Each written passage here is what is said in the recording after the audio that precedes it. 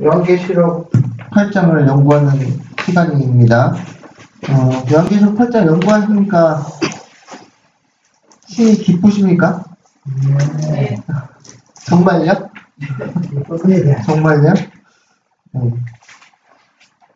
제가 말씀드렸죠? 요한에게 주신 계시는 느즈미 성령이라고 말씀드렸습니다. 그래서 느즈미 성령을 받고자 하는 사람들은 지금 느즈미 성령이 뭔지 모르기 때문에 자꾸 이 요한계시록과 다니엘서 연구하지 않는 사람들이 많죠. 네? 그러면 그 중요성을 알아야 됩니다. 그래서 우리가 처음에 그 금요일날 저녁에 다룰 때 일곱 나팔과 이제 일곱째 인을 떼줄 때 하늘이 반시쯤 고요하더니 그 얘기 했었죠. 네. 그게 뭐라 그랬죠?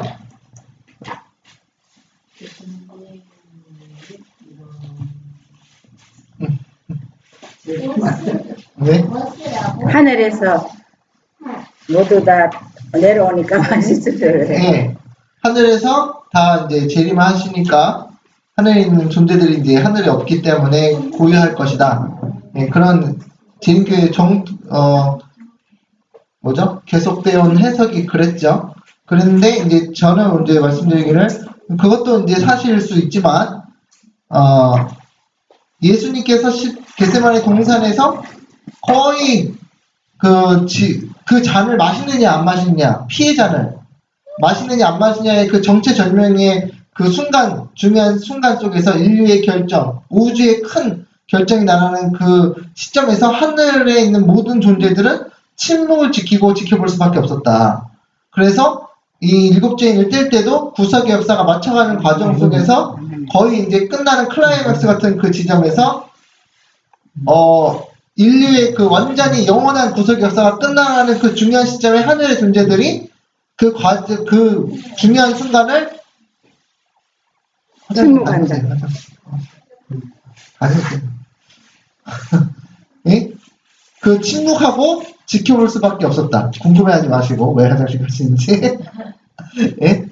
자, 그 말씀 드렸죠? 네. 예, 저희 중요한 내용입니다. 그리고 우리가 이제 그 향로 8장 2절 그래서 일곱 나팔을 받았고 6절까지 했어요. 예, 그리고 이제 8장 3절에 금향로를 이제 받았는데 금향로가 무엇을 상징한다 그랬죠? 성도들의 기도 플러스 뭐예요? 속죄의 피를 상징한다. 뭐가요? 향로가. 예. 속죄의 피가 있기 때문에 그 기도가 간합이 될 수 있다는 거죠. 그래서 그 향로를 던져버린다는 건 무슨 뜻이에요? 끝났다. 예. 그 사람들에게 더 이상 그 속죄의 피가 적용되지 않는다. 더 이상 속죄의 피가 그를 구원할 수 없다. 왜냐하면 은혜 시기가 끝났기 때문에. 예, 그걸 하고 여기에서 이제 그 일곱 나팔을 그 다른 분들이 어떻게 보냐면 그 일곱 재앙이랑 같이 보는 분들은 향로를 이제 제단에 불을 가지고 향로를 가지고 세상에 쏟아버리잖아요. 그죠? 그래서 이거 4페이지에 그 위쪽에 8장 5절 보면은 천사가 향로를 가지고 제단에 불에 담아다가 땅에 쏟음에 우레와 음성과 번개와 지진이 나더라 그랬죠. 그래서 그러면은 그것이 이제 은혜시가 그게 끝난 거다. 그래서 나팔이 은혜시가 끝난 다음에 일어나는 거다. 예, 그런 식으로도 얘기를 해요. 이렇게 미국에서는 어떤 분들이 그렇게 얘기한다는 거 다가 아니라. 그런데 여기서 보면은 그 나팔 사건에 보면은 그 3분의 1이 당하죠. 3분의 1이 바다가 3분의 1이 피가 되더라. 그러면서 일부의 그 은혜시가 끝나죠. 일부. 그래서 그렇게 해서 이제 일곱 나팔 불기를 준비하더라. 그래서 8장 6절을 봤는데 5페이지 보시면 이거 나팔의 개념을 깨닫는 게 중요합니다. 우리가 나팔은 어떤 개념이 있다고 그랬죠? 이사님? 뭐지? 네? 나팔의 의미. 예, 깨어나라. 기상나팔. 예, 정확합니다. 그 다음에 뭐가 있었죠? 일어나서 군대 안 갔다 오셨죠? 예, 밥 먹을 준비. 일단 집합이야. 네, 집합. 군대 가보시면, 저는 안 가봤지만, 기상나팔부는 일단 집합이에요. 그리고 전쟁의 경고, 그 다음에, 뭐야? 대속제일의 경고, 예, 그런 것들이 있었죠. 예, 그런 것들이 있었는데, 그래서 나팔을 부는 사람들 세천세 기별을, 경고의 기별을 전합니까? 안 전합니까? 전하죠. 무슨 기별이 하나님의 뭐 하실 때가 되었다?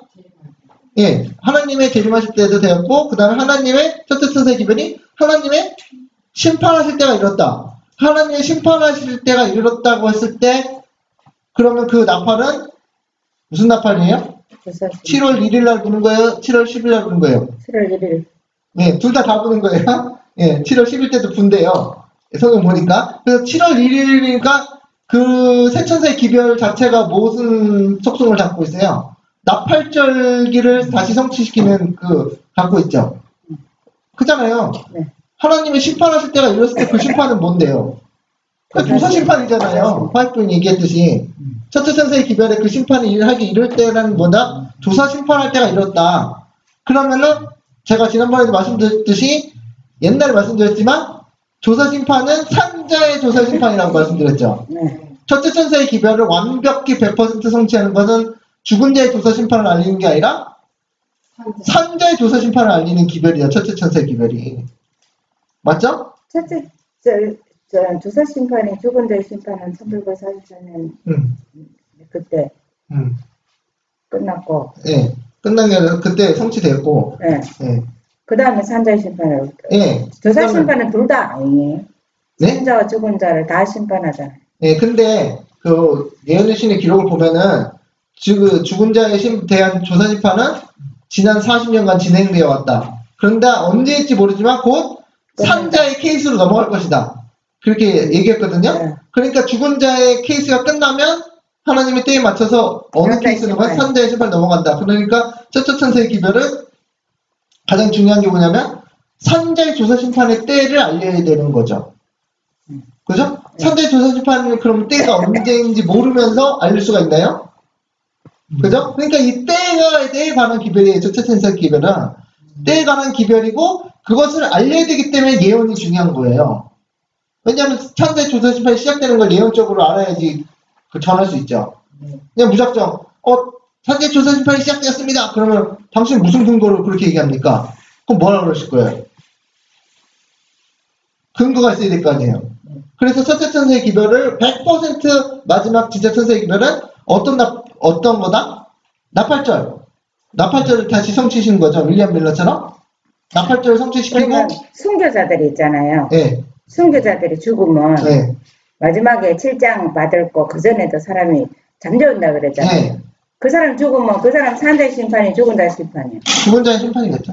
그러면 그 산자의 심판이 진행된 시기를 알려주는데 그 끝에 가서도 죽을 사람이 있는데 그럼 언제예요? 좋은 질문이세요.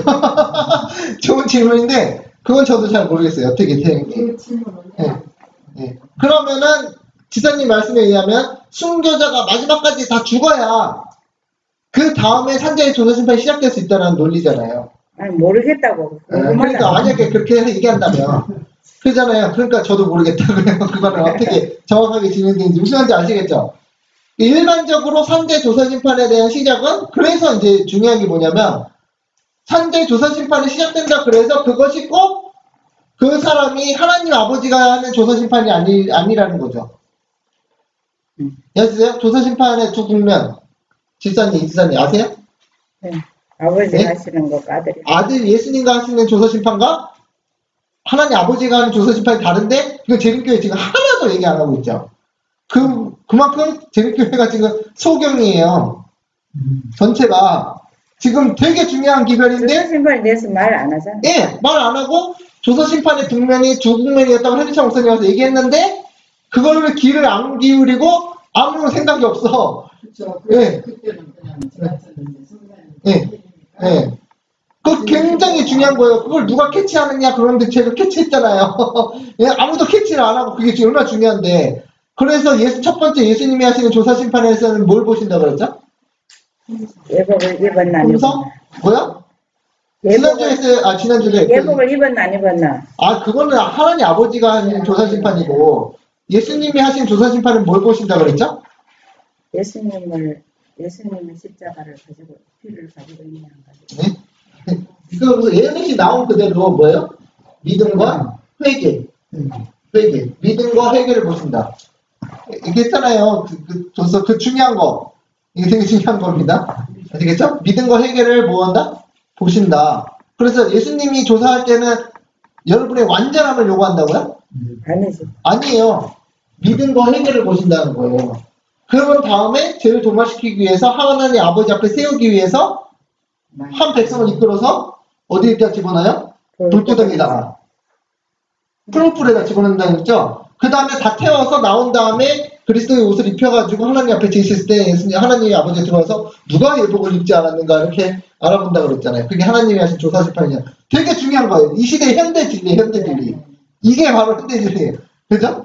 그래서 이 중요한 지점. 그런데 그것을 뭐 해야 된다? 우리는 선제 조사심판이 시작되었다라는 것을 선포해야 된다. 그런데 그게 누가 하시는 심판이다? 예수님이 하신 조사심판이 선포된다. 그래서 그걸 하는 게 첫째 천사의 기별의 그 핵심이에요. 예? 맞죠? 그래서 근데 뭐한다? 그게 뭐야? 경고의 나팔. 경고의 나팔이죠. 근데 똑같은 나팔인데 이거는 나팔을 제가 연구해 보니까 나팔이 세상에 대해서 경고하는 거 있죠? 네. 그죠? 그런 데가 어디 안에? 교회. 교회에 경고하는 나팔 있죠. 교회는 조사심판이 선제 조사심판이 시작되었다. 그죠? 그 다음에 세상에 경고하는 것도 뭐 이거 포함이겠지만 뭐예요? 이거는 제국에 어떻게 될 거다. 요나가 어디 가서? 니느에 가서 사실 성은 망할 거다라고 경고하는 것처럼 세상에 대한 경고가 이제 그런 이제 여기 요한계시록에 나오는 일곱 나팔에 대한 건데 여기서 보시면 그 일곱 나팔의 역사 5페이지 보시면 8장 6절 일곱 나팔을 가진 일곱 천사가 나팔 불기를 뭐하더라? 준비하더라. 일곱 나팔의 역사 제가 쓴 글입니다. 이거 예수님 초림 당시의 세계 패권 국가는 어디다? 로마 제국이었다. 하나님께서 느부갓네살에게 세계를 다스릴 수 있는 권한을 주셨어요? 안 주셨어요? 주셨죠. 바벨론이죠. 그거는 그죠? 그것처럼 로마 제국한테도 하나님께서 전 세계를 다스릴 수 있는 권한을 주셨어요? 안 주셨어요? 주셨죠. 그리고 십자가 이후에 복음은 어디로 퍼졌어요? 온 땅, 로마의 전 세계로 퍼졌잖아요. 그래서 그러나 그 이후에 로마 제국은 교회를 어떻게 합니까? 핍박하고 또 그 이후에 어떻게 해요? 교회가 타협하면서 무엇의 능력을 잃어버려요? 성령의 능력을 잃어버리게 되었고 불법의 비밀이 시작되죠. 그죠? 불법의 비밀이 바울 때부터 활동했는데 핍박이 있으면서 핍박해서 안 되겠다 그래서 타협으로 돌려서 그때가 불법의 비밀이 시작이에요. 그렇죠? 그래서 교회에 이제 이 교회에 갖고 있는 우상들을 다 들여오기 시작하잖아요. 짬뽕을 만들어 버리잖아요. 바벨론. 그죠? 그렇게 되니까 그 교회들은 국가의 권력에 의지함으로 교세를 확장하면서 그들의 제약 기전을 더욱더 채워나갔죠. 그래서 그 후에 어떻게 되세요? 서기 321년에 컨스탄틴 황제의 첫 번째 일요일 협령이 내려진 이후에 교회는 더욱 타락하게 되었고 하나님의 법을 유린하고 국가적인 배도죠? 네. 국가적인 배도는 뭐다? 하나님의 심판이 너무. 네, 국가적인 파멸이 있을 거다 그랬잖아요. 예언의 신에 그렇게 써있잖아요. 국가적인 배도, national apostasy, 그죠? 국가적인 배도에 국가적인 파멸이 나온다. 그랬으니까 하나님의 법을 유린하고 진리를 타협한 교회와 국가를 하나님께서 뭐 하실 수밖에 없다? 심판하실 수밖에 없다. 그래서 나온 게 일곱 나팔이 나오는 거다. 일곱 나팔의 개념을 깨달으셨나요? 네. 네? 일곱 나팔이 계시록에서 왜 올렸을까? 일곱 나팔의 계시록의 해석은 로마를 무너뜨리기 위한 하나님의 나팔이에요. 로마를. 동의하십니까? 예, 로마 제국을 다 무너뜨리기 위한 하나님께서 그 3분의 1의 그 타격을 가하기 위해서 했던 것이다. 그래서 요한계시록의 개념, 나팔 개념을 이해하셨죠? 네. 다음에 또 물어보면 잘 대답해 주실 수 있으시죠? 예. 나팔. 그래서 하나님이 그래서 어떻게 하겠어요? 그러니까 로마가 우리가 생각하면 로마가 나쁜 놈이라고 생각하잖아요. 그죠? 그렇죠. 그런데 알고 보면 로마의 복음이 퍼지면서 로마가 이스라엘처럼 돼버린 거예요. 이해하시죠? 그죠? 로마가 또 하나의 이스라엘이 된 거예요. 우리의 생각과는 다르게. 그런데 그 사이에서 복음이 퍼졌는데 복음이 이상하게 돼가지고 로마 교회가 이상한 음란한 음녀로 변하니까 하나님께서 경고를 날리시는 거죠. 이해하셨어요? 네. 예. 그래서 그 로마의 교회가 있다고 해서 사도 바울이 로마서를 썼는데 로마서에 있는 사람들이 로마 교회 아닙니까? 그죠? 그러니까 로마서에 있는 사람들에게 교회를 복음을 받아들였는데 그 사람들이 그 교회가 처음에 순수하게 진리되다가 나중에 타락하면서 로마 교회를 심판하시는 거다. 이스라엘. 로마가 또 다른 이스라엘이라는 말은 뭔 말이에요? 그러니까 복음이 글로 퍼졌으니까 이스라엘은 오히려 복음을 받아들이지 않고 복음을 남방에 끝까지 퍼졌잖아요. 그런 의미에서 로마도 하나의 이스라엘처럼 봐야 된다는 거죠. 초대 교회가 소아시아北쪽 부분에서 퍼졌지만 로마를 주축으로 모든 다 로마의 땅이잖아. 그러니까 로마 교회가 사실은 기독교가 완전 퍼진 그런 그때 개념을 봐야 로마가 돼요. 이스라엘을 정복하고 있었어요? 네. 언제? 예수님 당시 정복하고 있었잖아요. 이때 당시. 어느 때 당시? 뭐 첫째 나팔에 올렸고요. 첫째 나팔 당시요? 그렇죠. 거기 아니 그때는 이제 디아스포라죠. 완전히. AD 70년에 예루살렘이 멸망해 버렸잖아요. 네. 그래서 다 디아스포라 됐잖아요. 디아스포라 오만대 다 퍼져 나갔잖아요. 그리고 사실 로마에도 유대인들이 있어가지고 바울이 다니는 데마다 막 쫓아다니면서 복음 못 듣게 그랬잖아요. 그래서 우리가 이제 그 개념을 바꿔야 될 게 뭐냐면 로마의 전체 세상을 이스라엘처럼 봐야 된다고. 이스라엘처럼. 이해가 되시죠? 이스라엘 백성은 아니지만 영적 이스라엘이 골고루 로마 제국에 퍼져 있다는 의미로서 하는 거예요. 그래서 그러니까 그거에 비교할 게 뭐예요? 미국이죠. 미국 때문에 미국이 강대국 나라가 되니까 그것 때문에 복음이 또 잘 퍼지잖아 또. 그래서 만약에 미국이 믿는 종교가 불교였으면 불교가 잘 퍼졌겠죠. 그런 것처럼 이 미국이라는 또 전 세계 패권 국가가 그렇게 했는데 미국의 교회가 어떻게 되므로 강신술로 뭐 타락하게 되므로 그때 하나님께서 뭐 하시겠어요? 나팔을 부는 거죠. 똑같은 역사의 반복이라고 볼 수 있습니다. 그러면서 그럼 미국이 이스라엘 맞죠? 미국도 영적 이스라엘이에요. 미국이. 그죠? 그러면 메데바사라고 그러더니 또 영적으로 예. 이스라엘이고. 네, 이스라엘이라고 볼 수 있죠. 왜냐면 개신교가 어디서 꽃 피웠어요? 미국에서. 맞습니까? 이지사님? 네. 그러니까 미국도 영적 이스라엘이고 로마도 영적 이스라엘이고. 네, 영적 이스라엘이었는데 타락하니까 로마 교회가 작살이 나는 거 아니에요. 그러면서 그 영적 이스라엘 가운데서 뭐가 나와요? 교황이 나오잖아요. 그죠? 그리고 예수님 당시에도 그 사내들이 그 시스템이 다 교황권 같은 시스템이에요. 그 사람들은 이제 권력을 못 얻었다 뿐이지. 그러면서 미국도 보세요. 이스라엘이 가나안 땅에 들어가서 그 가나안 사람들 다 전쟁했죠. 미국 사람들이 미국 와서 누구랑 전쟁을 했어요? 처음에 들어와서? 거기. 예? 거기. 아니 미국 사람들이 넘어와가지고 신대륙 발견을 들어와서 누구랑 전쟁을 했냐고. 본토하고 영국하고? 아니 미국에 와서 이스라엘 사람들이 가나안에 갔어요. 광야에서. 거기 들어가서 거기에 있는 사는 사람들이 있었죠. 전쟁했잖아요. 미국 사람들이 미국 땅에 와서 누구랑 전쟁을 했냐고요. 거기 본토. 인디안들 심판했잖아요. 인디안은 원래 나라예요. 인디안이 거기 미국 대륙에 살았잖아요. 남미하고 다. 그래서 인디안 감자가 거기서 나왔어요. 그러니까 역사를 보면은 이게 매우 똑같은 역사가 반복되는 거예요. 그리고 미국이 적과 꿀이 흐르는 땅이잖아요. 안 가보셨어요? 미국에 가보시면 알 텐데 적과 꿀이 흘러요. 안 가보셨으니까 이렇게 말씀드리는 거예요. 미국이 캐나다하고는 비교가 안 돼요. 땅이 좋은 게 비교가 안 돼요. 아니에요. 미국이 훨씬 더 좋아요. 더 좋아. 제가 미국, 캐나다도 살았고, 미국도 내려가서 봤는데, 미국이 훨씬 더 좋아요. 미국은 기름진 기가 막혀요. 그냥 적과 꿀이 진짜 말 그대로 흐르는 땅이에요, 진짜. 과일 맛이 좋아요. 예? 그러니까 모든 게 잘 돼요. 모든 게 잘. 모든 게 땅이. 거기는 막 몇백 년, 뭐 1000년, 2000년 동안 그냥 가만히 있었잖아. 안식하고 그 땅이. 그리고 그 인디안들을 정복한데 인디안들이 어떠고 있었어요? 그 사람들이 어떤 사람들인지 아세요? 지금 보면은 미국 사람들이라서 인디안들 때려잡아서 나쁜 놈들이라고 그러잖아요. 그런데 지금 이스라엘 입장에서 가난한 어떤 사람들이에요? 재앙의 잔이 차잖아요. 인디안들도 재앙의 잔이 찬 거예요. 거기는 잡잖아요? 어떻게 하는지 아세요?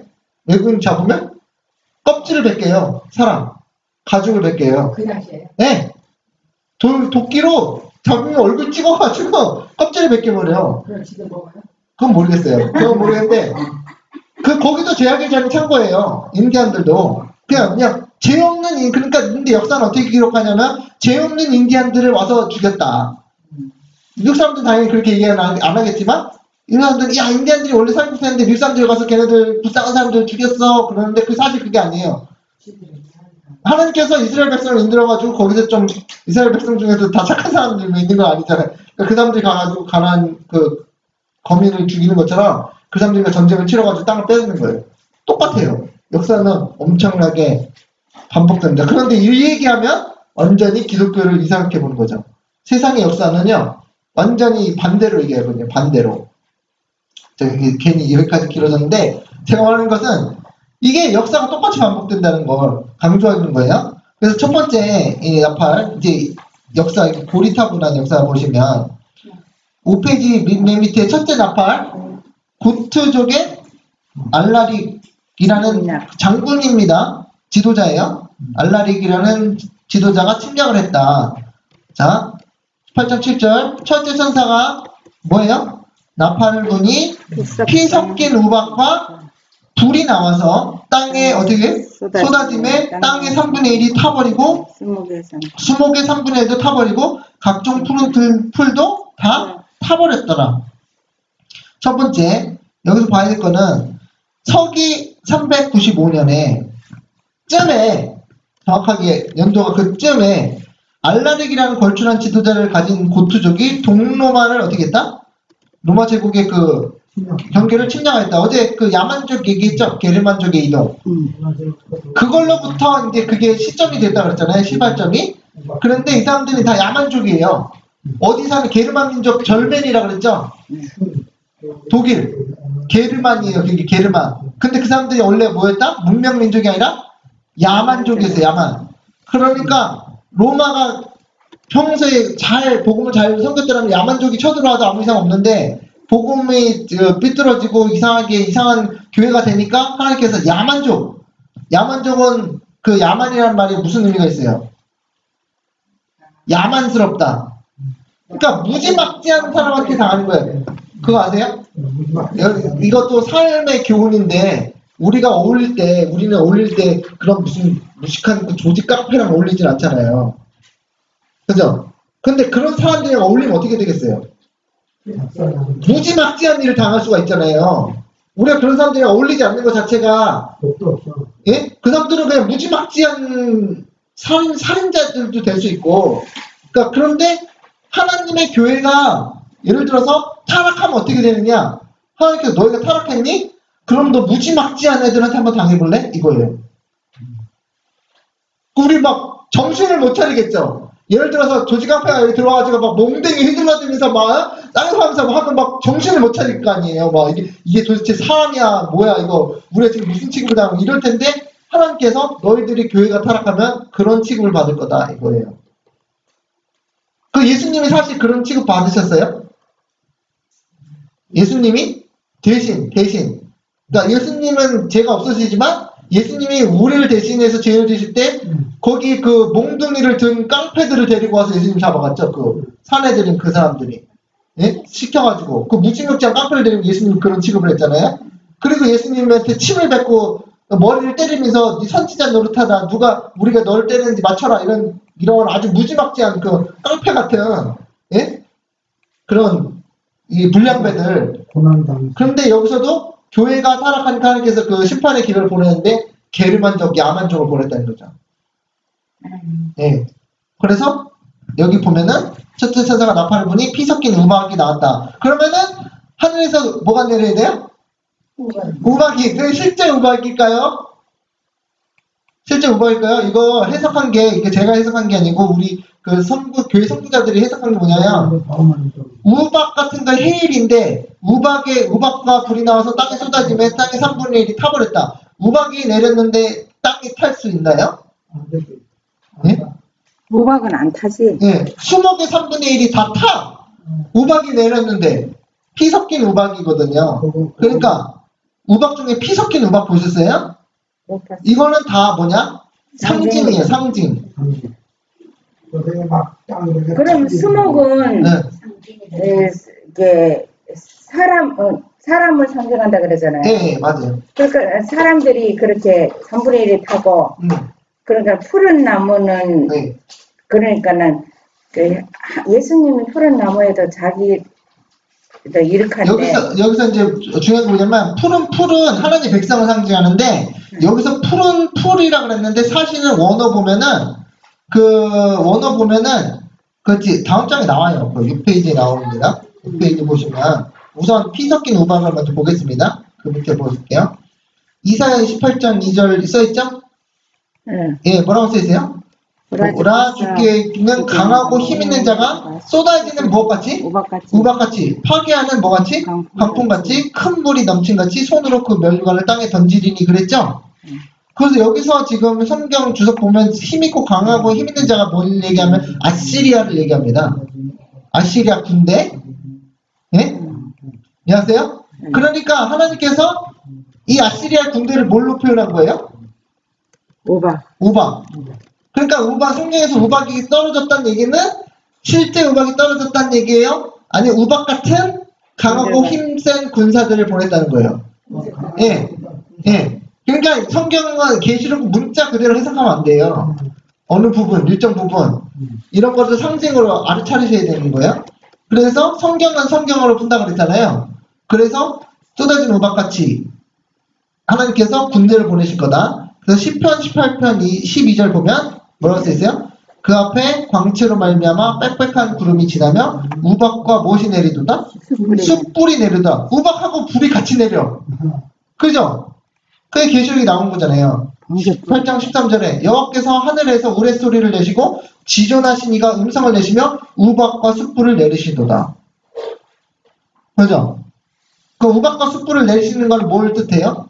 엄청난 이방 민족의 군대를 징벌하기 위해서. 그런데 왜 우박이라고 했냐면 이 북쪽이 그 게르만족이 이동한 그 북쪽에서 남쪽으로 남한 북쪽이 추운 지방이야. 이해하시겠죠? 그래서 이 북쪽에서 이게 우박같이 피 섞인 우박같이 와서 이 사람들이 들어와가지고 그 로마 경계, 그러니까 사실 우리가 제일 위험한 거예요. 고개를 번쩍 드시네. 우리가 위험하다니까 기사님 번쩍 드시는데 우리가 왜 제일 위험하냐면 우리가 이 미국의 제국의 가장자리에 있는 나라예요. 중심에 있는 게 아니라 우리 옆에 바로 누가 있어요? 중국 있잖아. 그 야만족이 있잖아. 야만족 같은. 예? 그런 사람들이 와서 밀고 들어오면 어디서부터 밀고 들어온다고요? 가장자리, 사실 우리가 제일 그래도 위험한 거예요. 미국 제국을 크게 본다면 미국 끝이 아니라 미국에도 뭐 야만족이 침입을 했지만 미국의 우산 아래에 있는 가장자리에 있는 나라. 왜 미국에서 뭐야? 멀죠. 그러니까 지원이 빨리 와요, 늦게 와요. 늦게 오니까 거기가 제일 먼저 당하는 데야, 제일 먼저. 그러니까 한국이든 어디든 하여튼 미국에서 본토에서 도와줄 수 있는 거리가 멀수록 이방인들은 야 우리가 먼저 찌르고 팀에 미국이 언제 오겠냐 그런 것처럼 가장 미국의 그 우산 아래 있는 나라 중에 우리나라가 제일 약탈당하기 뭐야? 좋은 자리에 있는 거죠. 그것도 부유하잖아. 우리나라는 또 뭔지 아시겠죠? 그러니까 그때도 그랬어요. 야만족들이 와가지고 로마로 쳐들어가면 좋겠지만 너무 멀어. 그러니까 가상자리만 들어가서 마을 싹 뺏었고 다 불태워버리고 쑥 펴버리는 거예요. 그러니까 미국은 로마 군이 왔어. 그럼 이미 걔네들은 가버렸어. 그래가지고 거기에 뭐 어떻게 했는지 아세요? 로마가 국정에다가 군대를 배치하기 시작합니다. 우리나라 미군의 군대에 와 있어요, 안 왔어요? 있어요. 와 있잖아. 근데 똑같죠? 우리나라 군대 주둔해 안 해요. 근데 그 군대가 최강의 군대예요? 아니지. 아니, 본 부대가 아니라 그냥 배치를 해놓은 경비대 같은 거라고요. 그래서, 그래요라뇨. 그럼 미국 항공모함 우리나라에 다 와 있지 않잖아요. 그래. 미국의 주력 부대가 여기 다 있는 게 아니잖아요. 뭐 유럽에도 가 있고 뭐 어디에 갔고 전 세계에 다 펴지니까 로마도 딱 그랬어요. 로마도 야만족이 저쪽에 뭐 저쪽에서 왔다 그러면 저쪽에다 군대 배치해놓고 여기다 보내는데 워낙에 나라가 넓으니까 여기도 배치해야 되고 저기도 배치해야 되고 여기도 배치해야 되고 미국의 독일에도 배치하고 유럽에도 배치하고 아시아에도 배치하고 타이완에도 배치하고 필리핀에도 배치하고 일본에도 배치하고 이러니까 군대가 어떻게 해요? 분산되잖아요. 그러니까 제일 그 테두리에 있는 나라만 그 국경지대만 와가지고 신나게 약탈하고 도망가는 거예요. 그래서 야만인들이 그렇게 했다. 그러니까 신경질 나요, 안 나요? 로마가. 그래가지고 막 군대를 일으켜가지고 가가지고 막 다 때려부시고 뭐 남한족이 엄청 싸우고 그랬습니다. 그게 한 뭐 하루 이틀에 벌어지는 전쟁이 아니고 어쨌든 그렇게 됨으로 인해서 뭐가 시작됐다? 하나님의 그 나팔이, 전쟁의 나팔이 시작됐다. 그래서 뭐야? 누굴 무너뜨려요? 로마 제국을 무너뜨린다. 이해하셨죠? 예. 너 지금 피곤하세요? 피곤하신 것 같아. 예, 굉장히 중요한데. 그래서 일반적으로 계시록을 연구할 때 문자적으로 해석하는 부분들인데 이게 첫째 나팔의 경우 피 섞인 우박이 떨어졌다는 것은 문자 그대로 우박이 아니라 하나님의 심판의 채찍으로 사용되는 이방 민족을 의미한다. 그러므로 알라릭이 이끄는 추운 북방 민족의 로마 제국 침공으로 말미암은 전쟁을 피 섞인 우박으로 상징적으로 표현되었다. 그 다음에 아까 푸른 얘기 있죠? 푸른 풀. 근데 그게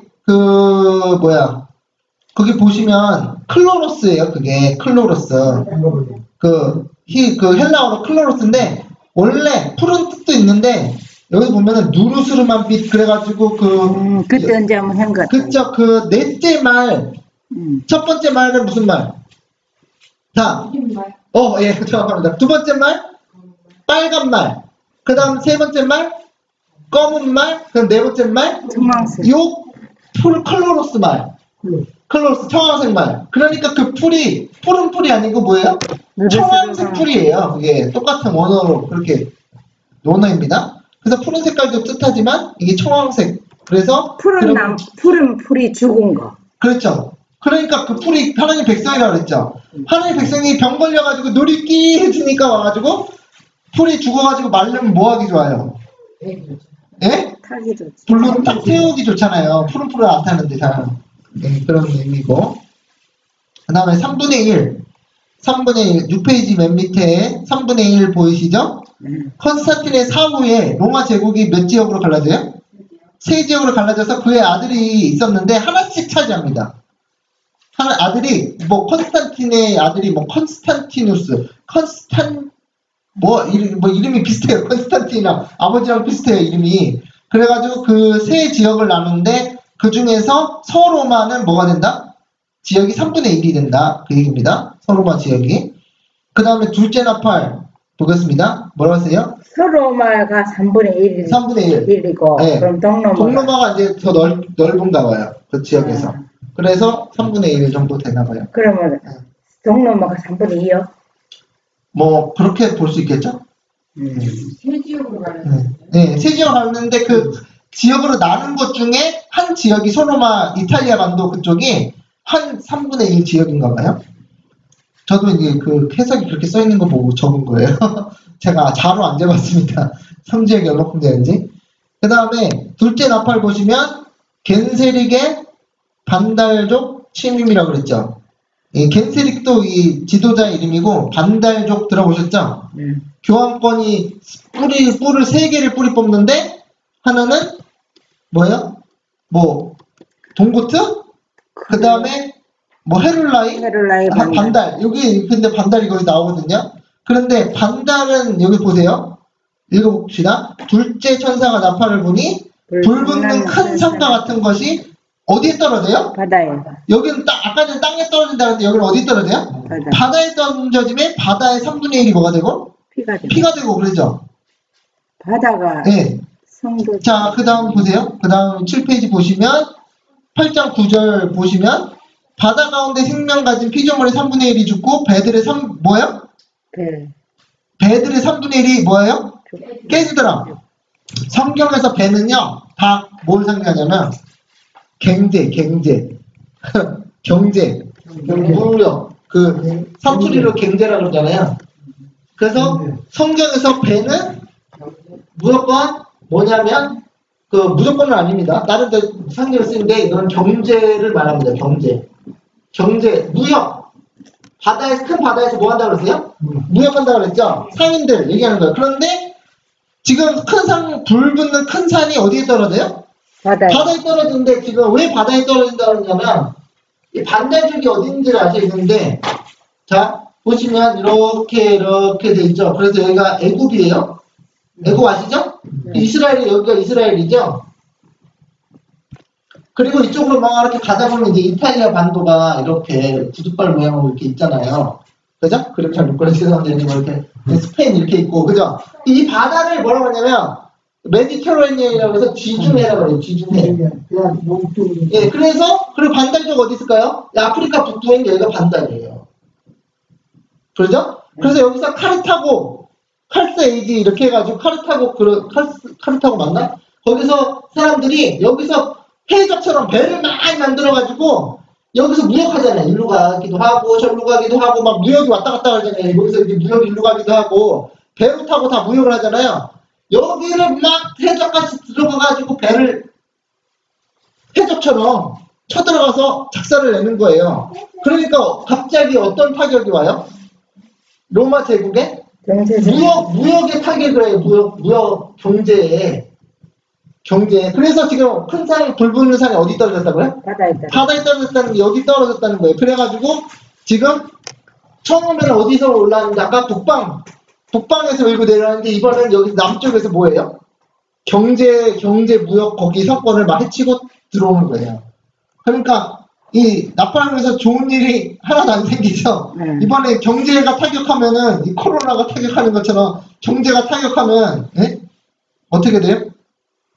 화딱지가 나잖아요. 그래가지고 로마가 너무 열받아가지고 얘네들이 아주 다 군대를 끌고 가지고 이제 공룡처럼 덩치가 크니까 이쪽에서 문제가 되니까 군대를 한참 많이 만들어가지고 또 배를 보내가지고 근데 해결은 해요. 이놈들 아주 제대로 걸렸어. 그런데 이 얄미운 게 뭐냐면 야 쟤네 군대 갔다 오면 숨고 또 가면은 없나 하고 가면은 또 가서 치고 도망가고 이게 제일 얄밉잖아요. 근데 그 로마 군대는 어때요? 이게 크게 움직여야 되거든.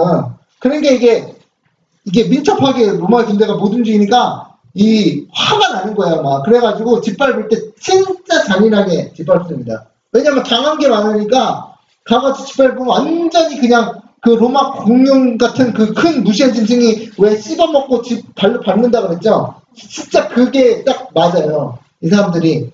그래가지고 둘째 나팔에는 그래서 바다에 생명 가진 피조물들의 3분의 1이 죽고 배들의 3분의 1이 깨지더라. 그래서 배 관련해서는 이 해상무역 경제권을 친다. 그러니까 다시 말씀드리지만 야만족의 이동 어제 얘기했었죠? 이동 미국으로 막 사람들이 난민치 들어오고 유럽으로도 들어가고 그 다음에 뭘 예상할 수 있는 거예요?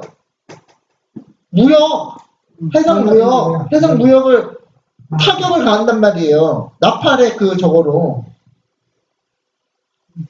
아시겠죠? 근데 그게 실내로, 샘플을 보여준 게 9.11이잖아요. 뉴욕의 그 빌딩 무너지면서 그게 뭐예요? 월드 트레이드 센터잖아요. 세계 무역 센터잖아요, 그게. 그러니까, 미국이 무너지려면 강력한 뭐가 무너져야 돼요? 경제권을 무너뜨리려고 그게 건드리기 시작한다고. 그러면 이제 미국이 어떻게 하냐? 열받아서, 그 해상 무역하고 그런 거를 막 자기네 그 경제권을 위협하는 세력들을 로마처럼 가서 잘근잘근 짓밟겠죠. 다 이게 역사가 반복된다니까요. 아시겠죠?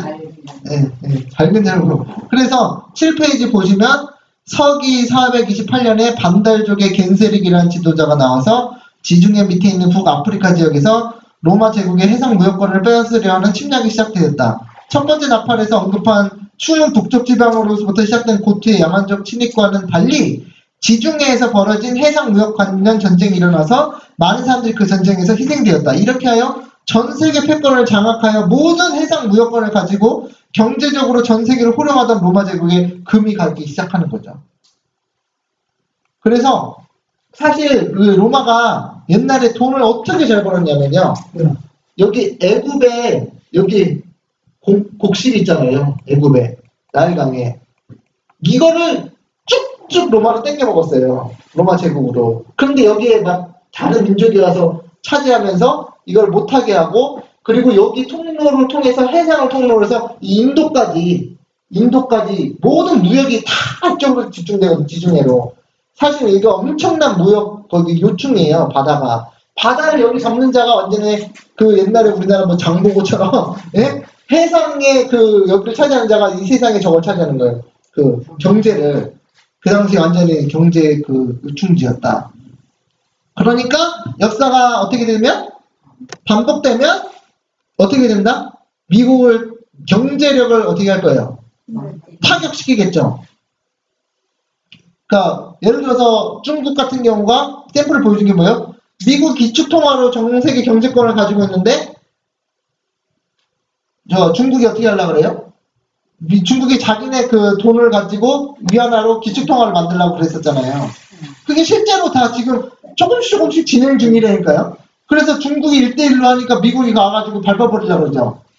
중국이 1대1로 해가지고 유럽을 뚫어가지고 중아시아 그쪽 뚫어가지고 다 유럽 자기 차지하려고 그런 일들이 계속 일어나는 게 이게 나팔에 관한 그런 얘기입니다. 그 다음에 8장 10절 보겠습니다. 8장 10절 거의 다 끝났습니다. 피곤하시죠? 얼굴이 여기 앞에서 보면은 저는 학생들 가르쳐봤기 때문에 누가 지금 졸고 있는지 누가 지금 이해를 전혀 안 하고 있는지 다 보이거든요. 제 눈에 다 보입니다. 고개를 숙이지 마세요. 예, 자, 그 다음이고요. 셋째 나팔 보겠습니다. 셋째 나팔은 아틸라 훈족이라고 합니다. 그래서 셋째 천사가 나팔을 보니 횃불같이 타는 뭐가? 아니, 큰 별. 8장 10절. 큰 별이 8장 10절이에요. 하늘에서 뭐요? 떨어져 강들의 3분의 1과 여러 물샘에 떨어지니. 그랬죠? 그래서 여기서 이거는 좀 특이합니다. 아틸라 훈족을 여기 밑에 7페이지 설명을 보면은 5세기 전반에 그러니까 400년도 초기 430년도 그때쯤에 민족 대이동기에 지금 루마니아인 트란실바니아를 본 거처로 하여 주변의 게르만 부족과 동고트족을 굴복시켜 동쪽은 카스피해에서 서쪽은 라인강에 이르는 지역을 지배하는 대제국을 건설하였다.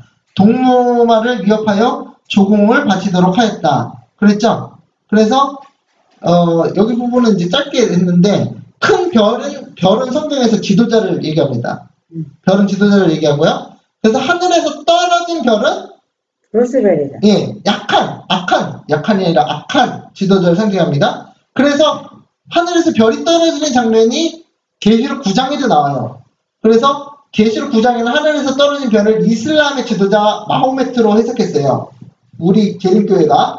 그렇기 때문에 이게 하늘에서 큰 별이 떨어졌는데 이것도 악한 지도자인데 여기 보시면 8장 11절에 보세요. 그럼 뭐라고 그랬어요? 이 별의 이름은 쓴 물의 3분의 1이 쓴 쑥이 되면 그 물이 쓴 물이 되므로 많은 사람들이 뭐예요?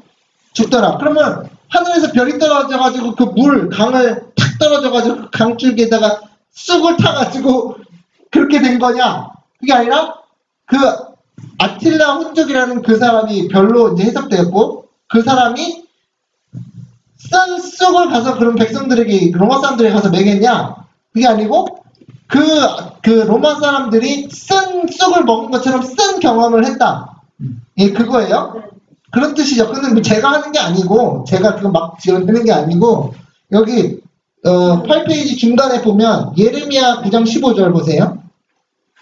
예레미야 9장 15절 보시면, 그러므로 만군의 여호와 이스라엘 하나님께서 이와 같이 말씀하시니라. 보라, 내가 그들 곧 이 백성에게 무엇을 먹이며? 썬수. 예? 왜 안 보세요? 8페이지 중간에 쑥이라고 써있는데 그럼 물을 마시냐고. 예, 그러니까 쑥을 먹이며 뭐요? 독한 물을 마시게 하고 그들의 조상이 알지 못하던 여러 나라의 그들을 뭐예요? 흩어버리고 진멸되기까지 그 뒤로 뭘 보내리라? 칼을 보내리라 하셨느니라. 그 다음에 밑에 에레미야 애가입니다. 이건 3장 15절 나를 쓴 것들로 배부르시고 쑥으로 취하게 하셨습니다. 그랬죠? 그래서 성경에서 쑥은 뭐예요? 쓴 맛을 상징하고 하나님의 배반한 결과로 하나님께서 징벌을 내리셔서 백성들이 하나님의 언약을 배반한 대가를 아주 쓰게 고통스럽게 치르게 할 것을 나타낸다. 근데 하나 질문인데요. 네. 그 7장 때 네. 바닷물이 피가 되고 강물이 피가 되고 이런 게 있어요. 실제로 바닷물이 피가 돼요? 그거는 뭐 그럴 수도 이거 있고. 왜 이렇게 전부 상징으로 이건 지금 나팔. 지금 그 이건 나팔인데 네. 바닷물이 강물이 다 상징으로 네. 상징으로 해석이 상징. 돼서 네, 상징으로. 그 7장은 문자 그대로예요. 7장은요? 그거는 제가 뭐 근데 정확하게 말씀드릴 수 없어요. 아마겟돈 전쟁도 상징이고 네. 아마겟돈 전쟁은 상징이니까 저는 상징이라고 보는데 그걸 또 문자적으로 해석하는 사람도 있어서 그거는 뭐 그때 가서 하이브에는 어떻게 해석했어요? 글쎄요. 그 100근이 넘는 우박이 실제로 떨어진다고 얘기했거든요. 네. 그 우박 떨어지는 제한 있잖아요. 네. 마지막 장. 그러니까 하이픈의 연애신에 그래 보면 문자 실제 그 상징에서 문자로 다시 이렇게 바뀌는 그런 때가 있나 봐요. 그러니까 그게 우리가 아직 다 못 깨달은 건데 여기서는 지금 앞에 보면 계속 그 문자 그대로가 아니라 상징이잖아요. 근데 7장 돼서 진짜 100근 되는 우박이 떨어진다 그랬잖아요. 근데 그러면 그게 해가 어두워지고 이거는 실제잖아요. 그것도 실제죠. 그런데 그것도 상징적인 의미가 있어요. 그러니까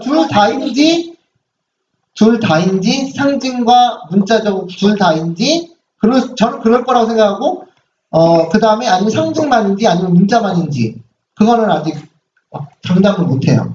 아니, 실제로 나름대로 내리는 거니까. 네. 진짜로 그러니까 실제로 내리는 걸 수도 있다고 생각하고 와이프는 그렇게 얘기했으니까 100근짜리 우박이 떨어진다고 실제로 얘기했다면 그게 이제 문자 그대로. 애굽에서 문자 그대로 10장 내려는 것처럼. 네. 근데 애굽에서 있는 거 문자 그대로 내린 거 맞는데 그게 또 애굽에서 있는 재앙도 상징적으로 다시 이게 끌어다 쓸 수 있거든요. 그러니까는 애굽에서 개구리 재앙이 있었잖아요. 그 개구리 재앙이 계시록에 개구리가 있어요, 없어요? 개구리 같은 새 들어오고. 새 들어오는 이야기 나오죠. 그래서 그게 상징으로 가버린단 말이야. 뭔지 아시겠죠? 그리고 여기서 지금 말하는 그 강에 떨어졌다 그 부분은 제가 해석을 안 했는데 이 강이 또 그게 그 중요한 의미가 있어요. 바다도 백성이라 그래요. 네? 바다도 백성. 바다 백성인데 강 같은 경우는 또 사람이 별로 없는 지역인가? 그렇게 생각할 수도 있는데 사실은 그 강이란 건 또 영적인 의미가 있어요. 강. 유브라데 강, 그 티그리스가 뭐 히데겔 강 이런 것처럼 강은 또 하나의 그 물줄기로서 그 주변에 있는 사람들을 먹여 살리는 그 물이 된단 말이에요. 그런데 그게 하나님에서 나온 생명수가 아니면 성령을 상징하는데 만약에 이방인의 강이라면 그것이 무슨 강이냐면 바벨론의 강이죠. 악령의 강일 수 있어요. 그래서 그걸 먹고 자라다가 나중에 그 강의 실체를 보니까 그게 피야. 그래서 그게 죽음을 가져온 강이다. 그래서 사실은 이게 바벨론 독주 이런 거 비슷해. 네, 그런 거죠. 그래서 그렇게 될 수 있고 그 다음에 그래서 여기서 보면은 아틸라 혼이라는 게 이게 여기서부터 이제 또 이게 외국 사람들은 얘기를 안 하는데 우리나라 사람들은 자꾸 그 훈족을 흉노족이라고 그래요. 어제도 얘기했었는데 중국에 뭐가 있었다 그랬죠? 이 한나라가 있었는데 그 위에 북방민족이 흉노족이거든요. 근데 흉이랑 흉족이랑 비슷하잖아요. 근데 그 외국 사람들은 이런 얘기 안 해요. 우리나라에만 이렇게 얘기해요. 그래서 이게 사실일까 아닐까 생각되는 뭐냐면 이 흉노족이 이 한나라가 흉노족한테 맨날 그 로마 당하듯이 야만족한테 당하듯이 맨날 당하니까 이 흉자가 이게 흉악할 흉입니다. 제가 한자를 모르는데 쓸지도 모르지만 그러면 흉족이라 그러지. 예? 흉노족이런데 흉악할에서 이게 벌써 오랑캐는 다 뿔났잖아요. 뿔난 것처럼, 예? 오랑캐는 자기는 중심 민족이고, 오랑캐는 다 뿔났으려고 하니까, 열받아가지고 대대적으로 병사를 일으켜가지고 얘네를 몰아버려요. 쳐들어가니 얘네들이 겁나서 다 도망가가지고 여기 게르만 민족이 얘네들 때문에 밀려가지고 이쪽으로 갔다라는 설이 우리나라 아시아에서만 이렇게 얘기하는 거거든요. 그러면 흉노족이 이동한 것 때문에 게르만족이 이동했으면 사실 결국 모든 거의 시초가 모든 한 나라부터 나오는 거 아니에요. 시발점이. 그리고 한 나라는 지금의 뭐예요? 차이나라는 그러니까는 역사가 반복된다는 측면이 이런 거예요. 그 옛날에 중국에 로마랑 같이 있었던 그 한 나라가 로마 시대 때 있었던 나라가 한 나라거든요. 근데 지금 있는 저 미국과 같이 있는 강대국으로 있는 나라가 지금 차이나잖아, 중국이잖아. 그죠? 그러니까 이제 역사가 반복된다는 거예요. 그래서 중국은 지금 어떤 측면이냐면 어떻게 보면 이 경제적인 측면이거든요. 경제적인 측면. 그래서 이 모든 것이 뭐 어떻게 정리될지 모르겠지만 이 흉노족도 결국 중국의 그런 역할 때문에 이쪽으로 쫓겨가가지고 이 게르만 쪽으로 이동시켜가지고 이 로마의 그 타격을 가져왔다. 그런 걸 보면은 이 흉노족은 이 아시아계다. 예, 그렇게 볼 수 있습니다. 우리 아시아계만 한국에서만 이런 얘기 합니다. 다른 외국에서는 이렇게 얘기 안 하는데 그래서 이 중국이 마지막 때 중국도 이게 예언적인 그런 일곱 나팔이라는 의미에서 중국이 포함이 되고 중국은 특히 뭐예요? 공산당이잖아요. 공산당은 러시아와 함께 또 뭐예요? 이게 남방왕이라고 남방왕도 다니엘서 11장에 나오니까 예, 그런 측면에서 보고 있고 이제 넷째 나팔을 보겠습니다. 넷째 나팔은 오도 아케르에 의한 서로마 제국의 멸망입니다. 여기서 이상한 이름이 나오죠? 뭐가 나와요? 오도 아케르. 예, 처음 들어보죠? 저도 뭐 처음 들어보죠. 어떤 그런 사람이 있는데 그 사람이 이방 민족의 왕인데 여기서부터 476년에 여기 안 적어놨는데 여기 뒤에 적어놨구나. 476년에 이제 소로마가 이제 멸망하는 거예요. 그래서 넷째 천사가 나팔을 부니 뭐요? 선, 그죠? 3분의 1과 달 3분의 1과 별들의 3분의 1이 타격을 받아 그 3분의 1이 어두워지니 낮 3분의 1은 비추임이 없고 밤도 그러하더라. 그랬죠? 그랬죠? 그런데 제가 이게 이해가 안 됐던 게 달, 별을 나팔을 보니까 해가 빛을 내는 건 아직 안 내는 거 아닐 거 아니에요. 이것도 상징인가요? 그러니까 상징인데 해, 달, 별의 상징이 뭐냐는 거예요. 네? 성경에서 해, 달, 별은 어떻게 상징될 수 있을까? 저도 이게 잘 몰랐거든요. 근데 해는 비추어도 어떻게 비슷합니까? 예? 근데 제가 얘기한 게 아니고 동방에서 떠오르는 뭐 해, 달, 별을 우리 선구자들 우라이어 스미스나 유명한 사람들 있잖아요. 스티븐 헤스켈 그 사람들이 다 공통적으로 뭐라 그러냐면 여기 9페이지 첫 보시면 해, 달, 별 나와 있죠. 네. 그 해, 달, 별은 서로마 정부의 큰 발광체들 빛을 낸 즉 황제가 해고 그죠? 원로 의원들과 집정관들이 이게 해, 달, 별이다. 이렇게 해석을 해요. 그래서 마지막 황제의 해임 나중에 황제가 어떻게 된다고요? 빛을 못 내게 하고 그 다음에 AD 476년에 서로마의 멸망이 시작되었다. 후에 원로원 의원과 집정관의 통치도 끝났다. 자, 처음 들어보시는 거예요? 네. 예?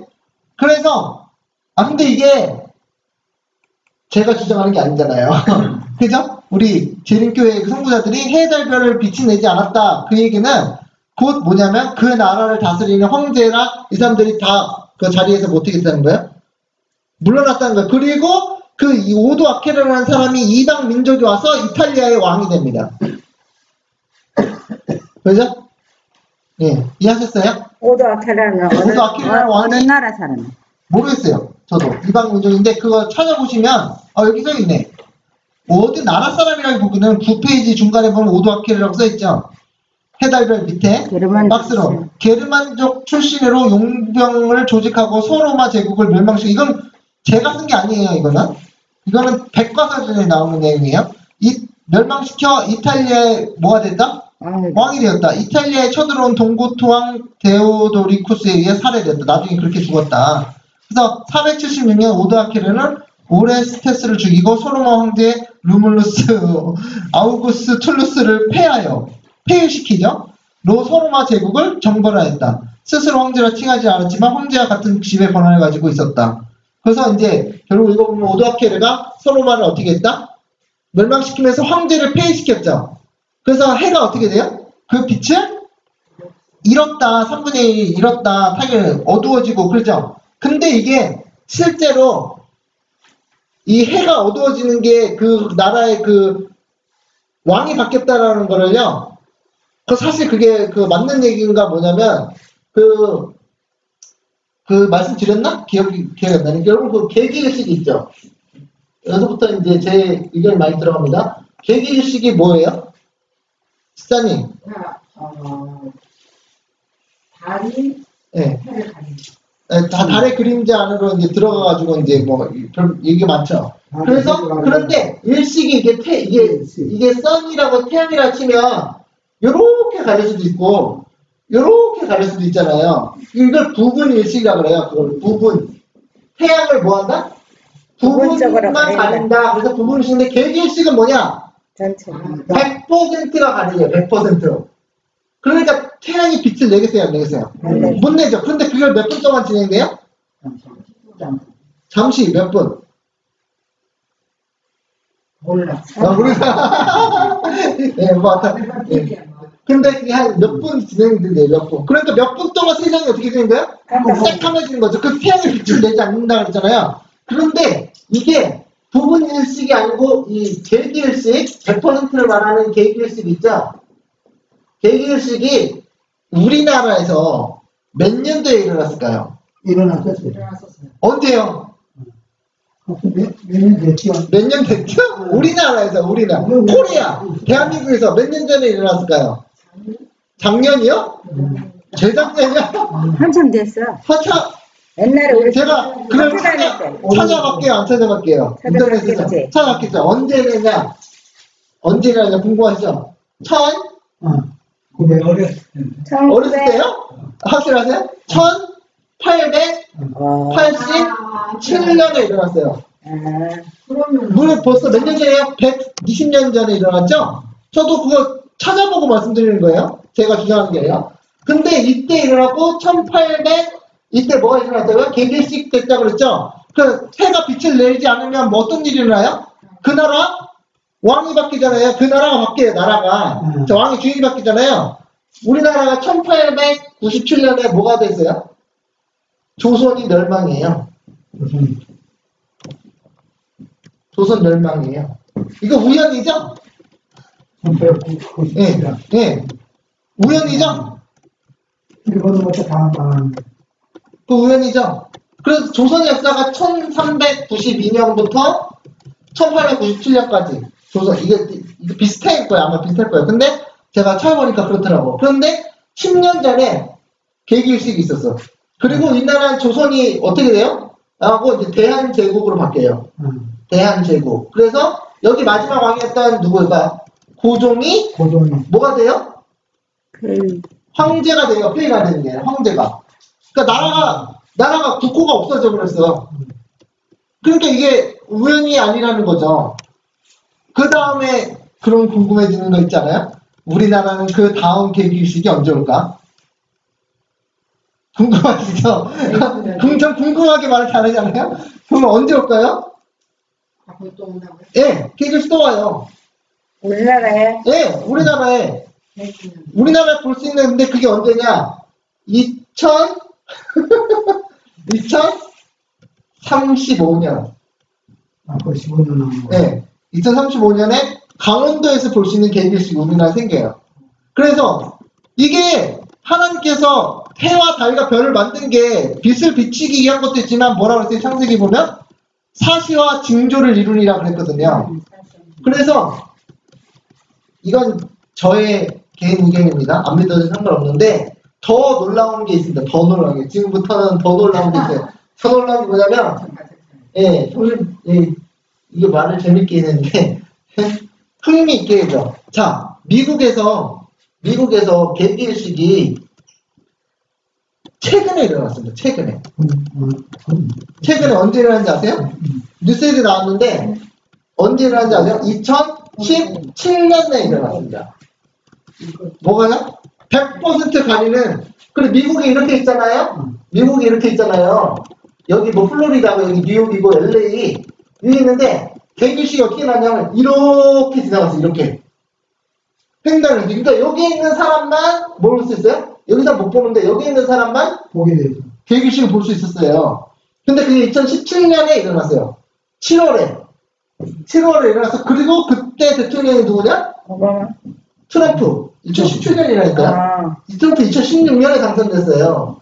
그죠? 개기일식이 있어요. 그럼 미국이 10년이라고 강요하면서 있지만 나라가 바뀌어요. 어떻게 되든지 뭐 어떤 형태로든지 나라가 바뀌어요. 이게 맞다면 이게 성경 해석적으로 이게 제가 해석한 게 아니잖아요. 그러면 제가 해석한 거예요? 2027년이네. 아니 이게 제가 해석한 게 아니잖아요. 지금 해와 달이 별이 내지 않고 3분의 1 해가 빛을 내지 않고 그랬다는 거는 그 소로마가 멸망하는 거였다. 오도아케르가 쳐들어와서 소로마가 멸망한 거였다라고 예언한 해석한 것이 제가 해석한 거 아니거든요. 그런데 그거를 만약에 개기일식과 해가 빛이 않는 사건으로 보면은 우리나라 사건도 있었고 1887년에 개기일식이 있었는데 나라가 바뀌었잖아요. 그것처럼 미국이 2017년에 있던 게 우연이 아니라는 거예요.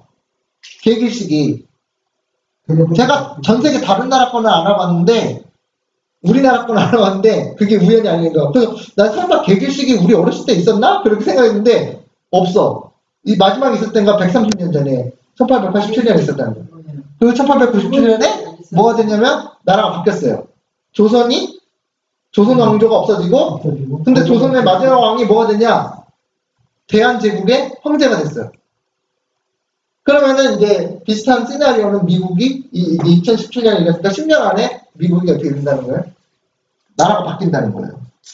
나라가 바뀌고 그럼 트럼프가 또 왕이 되나? 트럼프가 황제가 될지도 모르고 그건 뭐라고 지금은 말할 수 없는데 그러니까 이게 하늘에서 일어나는 이 모든 것들이 여러분 생각해보세요. 개기일식 일어나는 거 하나님이 만들어 주는 거죠? 그게 확실해요? 뭐야? 우리나라에는 내가 왜 어렸을 때는 우리 어렸을 때 두 분의 식은 있었어요. 두 분의 식은. 기억이 나갔더니 네. 그때가 우리가 10살 때인데 우리나라 망한다고 천지개가 한다고 해서 동네마다 소장을 먹고 막 산에 올라가고 네. 그랬었거든. 그 일식 때문에 그런 거죠? 그게 내가 기억하거든. 왜 네. 그때 동네마다 소잡았다고. 아니 망한다고. 검색해보세요 나중에. 제가 틀렸을 수도 있겠지만 저는 검색해보고 말씀드린 거거든요. 근데 이게 개기일식이 하나님이 디자인한 거죠. 그럼 그게 괜히 일어난 일이 아니라는 거예요. 괜히. 그죠? 하나님 심심한데 심심하니까 어디 한번 해가 빛을 내지 않게 해볼까? 그게 하나님이 괜히 하는 게 아니라 그건 뭐예요? 사시와 징조를 이루기 위한 거예요. 그런데 지금 미국에서 2017년에 그 일이 일어났다는 거 10년 안에 미국이 바뀐다는 거예요. 10년 안에 10년은 이제 한국의 경우에 그랬는데 한국의 경우에 그랬는데 실제로 그 일이 가까운 시일 내에 미국이란 나라가 바뀐다는 거예요. 그리고 우리나라 어떤 일이 벌어졌냐면 87년에 일식이 생기고 1897년에 뭐가 돼요? 조선이 없어지죠. 그래서 대한제국이 생겼는데 이거는 말만 대한제국이지 고종이 황제가 됐다고 해서 나라를 잘 지켰나요? 이미 이때부터 왜 이 고종이라는 황제가 왜 황제가 됐는지 아세요? 역사? 네, 알았어요. 왜요? 그때는 뭐 일본한테 이게 보면은 일단은 조선이라는 왕 시대 때는 우리나라가 어느 나라를 섬긴 거예요? 중국을 섬긴 거예요. 그래서 우리나라는 황제가 있을 수가 없어요. 왜냐하면 우리나라는 왕이야. 중국 황제 시스템의 일개 왕이에요. 그래서 우리나라는 조선이 맨날 명나라를 사대했잖아요. 근데 그 청나라 때도 오늘 우리나라는 왕이에요. 조선이라는 왕이에요. 황제를 달 수가 없어요. 그러면 당장 누가 쳐들어와요? 중국이 쳐들어오는 거예요. 감히 네가 니를 황제라 그래 우리. 그래서 우리나라의 조선의 왕이 다 어디로 갔어요? 명나라로. 세자 책봉을 받으러 갔죠. 그게 무슨 말이에요? 세자를 보내서 제가 왕이 되겠으면 허락을 받아 오는 게 세자 책봉을 하러 가는 거예요. 모든 왕이 중국에 가야 돼요. 그 허락을 받으러. 그런데 황제 시스템이 대한제국으로 바뀌었다는 거는 그냥 허상이에요. 일본이 중국말 잡고 들어가서 안 되니까 아예 너네 빨리 대한제국이라는 나라를 세우고 너가 황제가 돼. 그리고 선포하면 너는 이제 독립국가잖아. 중국의 말을 들을 필요가 없어. 그러고선 자기네들이 뭐 하려고 하는 거예요? 자기네들이 완전히 부여잡고 나중에는 이제 몇 년 흘리면서 1900 몇 년에 뭐 을사조약 이런 게 나오죠. 을사조약함 뭐 이런 건 정확하게 제가 잘 역사를 모르지만 이런 것들을 통해서 국권이 누구한테로 날아가요? 일본한테 날아가잖아요. 그러니까 이게 좋은 일이 아니야. 대한제국이 일어선 게 절대로 좋은 일이 아니에요. 황제가 됐네. 야, 그러면 고정이 한 게 없는 이게 아니라 그냥 똑똑같이 짓을 한 거예요. 그리고 이 나라가 어떻게 돼요? 일본한테 점령당하죠. 아, 그러니까 사진비주가 아토받았잖아, 이거는. 네. 그래서 이 계기일식이 뭐예요? 그 징조예요. 나라가 바뀔 거라는 징조예요. 그리고 이때 무슨 일이 있어요? 오만 일 다 있었어요. 동학농민혁명 일어나가지고 외세를 끌어들여가지고 막 일본이 와가지고 총사 죽이고 막 수만 명이 죽고 막 완전히 그냥 그냥 케이오스였지. 케이오스. 있잖아. 그죠? 근데 여러분 그거 믿겠어요? 계기식은 하나님이 디자인해놨고 그 뜻은 뭐라고요? 계기식이라는 뜻은 나라가 바뀌는 거다. 그리고 그것을 제가 해석했다고요? 아니요. 오라이 스미스나 그 사람들이 이게 해가 빛을 내지 않는 건 계기식이란 말은 없지만 해가 빛을 내지 않는 건 이 경우랑 똑같잖아요. 계기식이랑 해가 빛을 내지 않는 거는 그 나라가 뭐요? 이방의 왕에 의해서 점령당한 거다. 그래, 님이 죽였죠, 이거는. 님이 죽이니까 이제 그만하시고 이거가 이제 믿어지냐 이거예요. 그런데 미국이 2017년에 계기일식이 있었다. 그러면 미국이 나라가 바뀔 거다. 그거는 담요안에 들어갈 수 예? 아니 그러니까 이 여기까지 나왔는데 이거 완전히 뭐라 그러면 이건 뭐냐면 이게 거의 남북 전쟁 같은 거죠. 남북 전쟁도 북과 남으로 싸워서 이렇게 전쟁한 것처럼 이 나라가 바뀌는 거예요. 이제 어떻게 될지 모르겠어요. 남북 전쟁이 나라서 바뀔지 어떻게 될지 저도 모르겠지만 계기일식이 미국에 그렇게 일어났다는 거는 절대 우연이 아니에요. 하나님께서 디자인하신 거고 그리고 그때와 시는 제가 잘 모르겠지만 미국은 이제 나라가 바뀔 거다. 교회백화 사전은 저렇게 안 해주던데. 네? 다르게 얘기했더라고. 이거요? 교회사는. 교회사요? 교회사는 어떻게 했냐면, 네. 그 2년 전쟁으로 했거든. 2년 전쟁. 그래서 우리 또 있거든. 뭐에 대한 이념 전쟁이에요? 그러니까, 그 3.1째 그 전쟁이에요. 3.1째 교리 전쟁이라고. 이 나팔이요? 네 번째 나팔이요? 아니, 그러니까 그 당시 뭐냐면은, 동포트 그 세민족이 3.1체 적수이잖아요. 그러니까 그들이 반삼이겠죠. 반삼이 아리우스파. 진리 반삼이보다 그때 아리우스파. 예수님을 신성으로 여기지 않는. 네, 그 전쟁이더라고. 그러니까 삼위 하나님을 믿는 민족이 그 반삼이 그냥 밀어붙여갖고서 그 교회상 그렇게 설명했거든. 아, 그거는 약간 뭐냐면 그 밀어붙인 내용은 그러니까 다시 말씀드리면 소로마가 망하는 거는 소로마가 망해서 10뿔이 생기죠. 조각조각 10조각이 나죠. 그 중에 3뿔이 거기 들어가는 거 아니에요? 그런데 그것은 지금 476년에 망한 거 이후로 지나다가 538년에 아까 옛날 그 성경에서 말씀하신 대로 538년쯤에 이 뿔을 하나씩 다 뽑아버리죠. 아리우스파를 다 몰아버리잖아요. 그게 3뿔을 뽑으면서 근데 요 이후에 일어난 일이야. 소로마가 멸망하고 여기 10뿔이 생겼을 때 소로마가 분열이 돼가지고 10뿔이 생겼을 때 그 중에서 3뿔을 뽑는 게 여기 때 얘기예요. 여기 뭐 로마가 망한 후에 소로마가 통일 왕국이 망한 후에 여기 사이에 일어난 일이에요. 그게 소로마가 멸망하기 전의 이야기가 아니고 그러니까 533년이면 그때까지 하면 반삼이가 네. 로마시를 장악했잖아요. 그렇죠. 아리우스파가 그쪽에 이교의 세력이라고 그러죠. 다른 말로 이교의 세력이 그걸 하니까 여기 그 동로마의 그 황제 누구냐? 저스티니안 형제가 장군 벨리사리우스를 보내가지고 로마를 이게 이교 세력, 아리스파를 다 몰아내고 그 다음에 자기가 원하는 황제를 앉혀놓고 거기에서 이제 로마 교황관이 그 벨리사리우스 장군의 그 호위 아래 로마의 교황관이 538년에 딱 등극했다. 이게 셋불 뽑은 게 470년 이후에 로마가 망하고 몇 뿔이 나와요? 10뿔이 나온 다음에 그 중에서 셋불을 뽑은 거다. 이해가시죠? 네. 그래서 해가 빛을 내지 않았다. 달이 빛을 내지 않았다. 요거 다 계기일식하고 관련돼 있는 거 아니에요? 그런데 해가 빛을 내지 않은 게 계기일식 관련된 게 나라가 여기서는 뭐예요? 나라가 주인이 바뀌죠. 여기서도. 그래서 이게 보통 일이 아니라는 겁니다. 그리고 지난번에 그 임 때도 설명드렸잖아요. 그게 하늘에서 별이 떨어진다는 게 무슨 얘기인지 말씀드렸는데 기억나세요? 교사님? 하늘에서 별이 강풍에 별이 떨어지는 것이 무엇같이 떨어진다 그랬어요? 강풍에 설익은 무화과 나무가 떨어지는 것처럼 떨어질 거라고 그랬잖아요. 그 별이 떨어진다 그랬는데 그걸 어떻게 얘기했냐면 그게 사실은 하늘에서 별이 떨어지는 거고서 1833년인가 그때 별이 떨어지는 현상이 일어났다고 그랬죠. 근데 그건 문자 그대로 보는 건데 그게 계기일식과 같이 천체 현상이잖아요. 그런데 그 일이 그냥 일어나주는 게 아니라 그 사건의 상징적인 의미가 앞으로 일어날 것을 예시한다 그랬잖아요. 그 별이 떨어지는 게 뭐였어요? 윌리엄 밀러가 재림운동을 했는데 많은 사람들이 그 기별을 거절하면서 그 별이 떨어진 거라고 그 사람들이.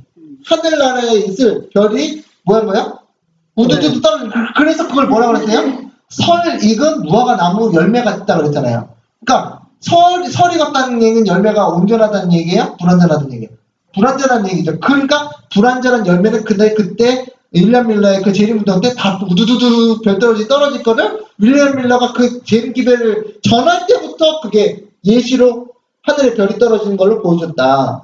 그러니까 자연의 천체 현상은 반드시 그 상징적인 의미가 그 뒤에 따라올 거를 보증한다는 거죠.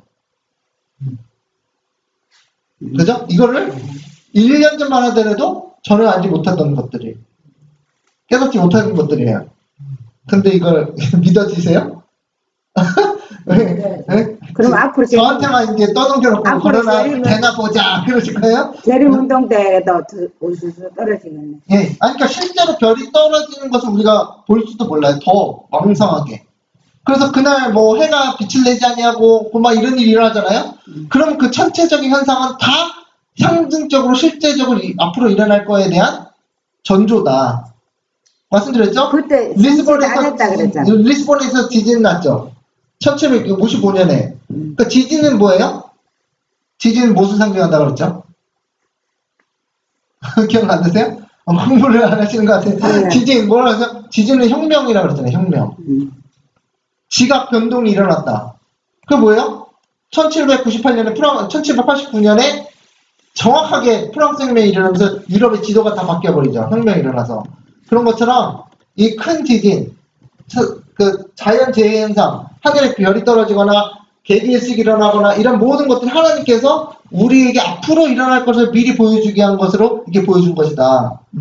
그러면 이거 2017년 미국에서 일어났다고 말씀드렸습니다. 미국에 뭐가 이제 된다? 미국이 나라가 바뀐다. 나라가 바뀔지 사회 바뀔지. 뭐 어쨌든 미국이라는 그 형태의 나라의 주인이 바뀌든지 어떤 형태의 큰 변화가 일어날 것이다. 실제로 일어나면 이제 놀랍겠죠? 네.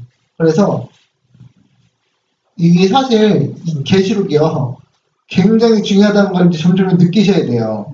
이게 마지막 때인데 계시록이 굉장히 중요하고 지금은 이런 얘기는 1년 전에는 듣도 보지도 못한 얘기다. 그러니까 지금 빛이 뭐 하는 거예요? 이게 진리라면 이게 빛이 우리에게 쏟아지는 거예요. 지금. 그래서 지금 말씀 봐야 된다는 얘기를 하는 거예요. 자. 그 다음에 8장 13절. 내가 또 보고 들으니 공중에 날아가는 독수리가 큰 소리로 이르되 땅에 사는 자들에게 뭐가 있어요? 화가 있으리니 이는 새 천사들이 불어야 할 나팔 소리가 남아 있음이로다 하더라. 그렇죠? 그래서 이게 이렇게 되면서 8장 93절에 8장이 끝나는데 희한하게 첫 번째부터 네 번째 나팔까지는 화라는 얘기가 없었는데 그것도 화지만 재앙이지만 마지막 5, 6, 7번째는 전부 다 뭐라 그러냐면 화로 이렇게 얘기했어요. 그래서 5번째 나팔이 첫 번째화, 6번째 나팔이 둘째화, 7번째 나팔이 셋째 화가 되는 겁니다. 됐죠? 그래서 그것이 첫째 화부터 둘째 화는 계시록 9장 우리가 다음에 계시록 9장 할 때 배울 거고 그 다음에 7번째 나팔은 이제 계시록 11장에서 올려 퍼지고요. 마지막 나팔이죠. 그 다음에 7 나팔의 현대적 적용 이거는 이제 어제 했죠. 네, 지난번 금요일 했죠. 그래서 이민족의 세력이 게르만족이 이동과 같은 똑같은 현상이 어떻게 그렇게 똑같이 일어날 수가 있느냐. 이거는 우연이 아니다. 그래서 점점 이게 계시록을 연구하니까 마지막에 가까운 게 느껴지세요? 느껴지세요? 네, 그거예요. 아니, 제가 여태까지 계시록 하면서 계속 지금 빛이 주어지고 있는데 그 빛에 대해서 들으면 들을수록 마지막에 가깝다는 게 확신이 점점 돼가죠. 이것이 100% 확신이 될 때까지 딱 하는 사람들만 재림운동을 하는 게 돼 있어요. 제가 뭐라 그랬어요? 제가 지금 방금 뭐라 그랬어요? 예. 다니엘서와 요한계시록의 예언을 통해서 이것이 마지막이 정말 가깝다는 것을 예언적으로 100% 확신하는 사람만 재림운동을 하게 돼 있다고요. 제 말이 틀려요? 윌리엄 밀러가 그렇게 재림운동을 한 거예요. 그런데 우리는 맨날 그냥 마지막에 가까운 것 같아. 코로나 바이러스 마지막에 가까운 것 같아. 막 그러면서도 아닌가 막 또 3달 지나면 코로나 없어지면 또 아닌가벼 막 이럴 거 아니에요. 그런데 예언은 그렇지 않다고요. 예언은 윌리엄 밀러가 어떻게 했어요? 100% 믿고 나와서 재림운동했고 그게 하나님께서 인도하신 바였잖아요. 그렇게 되는 거예요. 그래서 여러분이 확신을 예언을 연구하면 연구할수록 계시록을 연구하면 연구할수록 예수님의 때가 가까운 걸 예수님이 알려주셔요. 그래서 그 확신을 하게 되는데 예언을 연구 안 하면 안 할수록 뭐예요? 예수님의 재림은 멀어져 가는 거예요. 그래서 뭘 안 해요? 준비를 안 해요. 그래서 윌리엄 밀러가 얼마나 예수님의 재림이 확실하다고 느꼈으면 아침에 일어나서 숟가락 들기 전에 자기의 죄가 용서받았다는 확신이 없으면 밥도 안 먹었다는 그런 일이 있죠. 얘기가 있죠. 그 글이 있어요. 100% 확신하니까 예수님이 곧 오시는데 우리가 지금 아침에 일어나서 내 죄를 회개했다는 용서를 받을 확신이 있을 때까지 했다. 그럼 뭐예요? 계시록이나 요한계시록의 다니엘서를 통해서 그 사람이 예수님이 재림이 완전히 확실하다는 100% 확신을 가지고 있었기 때문인데 여러분이 만약에 계시록 연구 안 하고 신경 안 쓴다. 그러면 항상 뭐예요? 긴가 민가 이렇게 되면서 회개도 더 잘해야 되는데 안 하고 아직 더 갈 것인가 정신을 못 차린다. 예. 그래서 이 요한계시록이 중요한 겁니다. 그래서 마지막 때가 가까웠어요. 확신하세요? 아멘. 100% 확신하세요? 아멘. 예? 확신 못 하실걸요? 제가 장담하는데 확신 못 해요. 왜냐면 자기가 이 계시록을 읽고 깨달아서 그게 확신한 게 마음을 자기 기적까지 확신 못 해요. 그렇게 못하면 못할수록 준비는 안 하고요. 그렇게 되니까 계시록의 말씀을 잘 연구하시고 준비하시기 바라면서 말씀 마치겠습니다. 기도하시겠습니다. 하늘에 계신 하나님 아버지, 또 저에게 안식일 저녁 오후에 주님의 말씀을 열어서 연구할 수 있도록 도와주시니 감사합니다. 정말 저희가 항상 입으로는 예수님 재림 가깝다 하면서도 행동으로는 그런 준비를 하지 않는 외식하는 자가 되었습니다. 저희를 불쌍히 여겨주시고 주님의 성령으로 이 계시록을 이해할 수 있도록 도와주시고 이 이해한 계시록의 말씀이 예수님의 재림이 매우 가깝고 준비할 시간이 얼마 남지 않았다는 것을 저에게 확신시켜 주셔서 저희가 예수님의 재림을 준비할 수 있도록 인도하여 주시옵소서. 여기 모인 주님의 자녀들 다 한 분 한 분 주님께서 불쌍히 여겨주시고 그들에게 주님의 말씀을 펼칠 때 특히 계시록과 다니엘서를 펼칠 때 주님께서 친히 교사가 되셔서 그들을 올바른 진리 가운데로 인도하여 주시옵소서.